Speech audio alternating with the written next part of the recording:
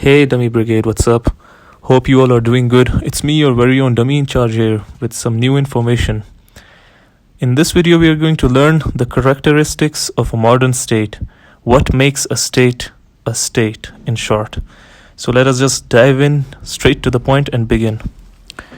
If you have been living in this planet for some time now, you might have noticed that we live in a structure of the globe which is marked by dividing lines that separate various of different territories from one another. Well, why couldn't we just live as a single human race without these borders? Well, has anyone wondered yet? If not, then take a few seconds to think. Anyways, our international order, which is comprised of separate territorial bodies known as the modern state system, has evolved into this structure through years of socio-politico-historical metamorphosis, which is a topic in itself for another day. Well, by the way, metamorphosis is a fancy word for transformation, if anyone is wondering. Our main focus is what makes a state basically.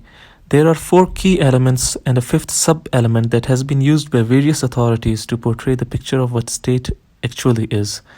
The elements are not supposed to be in any chronological order, but for me the first element is the population.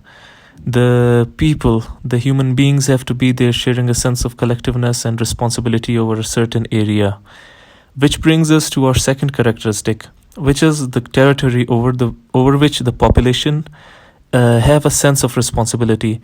Those are the various division lines that separate one population from another. The third characteristic is for the population over a territory having some sort of authority directing them, which we term as the government.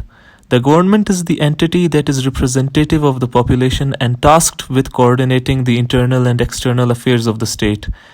The fourth characteristic of a state is sovereignty, which simply means that the government has to have an independent leverage over the decision-making power without the influence of an external player whatsoever. This aspect of a state is a bit controversial because if we take it too rigidly, then I guess there might be only a few pure states in the world. Nevertheless, there is a 5th element that the scholars have debated, which is the concept of international recognition. One bloc claims that there has to be a mechanism for a state to be considered a state only when the international community has decided that it is a state, or else it will not be state even if it is a state. Pun intended. The actor that has taken this responsibility to grant a state its recognition is the United Nations in the contemporary times, which has never been biased since its inception. True story. The other bloc claims that the state is already a state, having all the aforementioned characteristics, and a formal recognition or lack of it cannot deprive it of the status of being a state. Simply, a state is a state regardless if it is recognized or not. The example of this recognition dilemma occurred with the UN not recognizing the People's Republic of China when it gained independence in 1949, the Communist Revolution, Mao Zedong's. It only got recognized when Nixon approved of it in 1970s. Yet another story for a new day. Well, that's it for this video. I should wind it up because I got suggested that I should limit my videos to 5 to 6 minutes max. Anyways, folks, I hope you guys learned anything interesting today, which is the ultimate objective.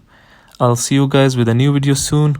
Don't forget to hit that like and share button along with the subscription button while you're at it. Take care and stay blessed. Thank you.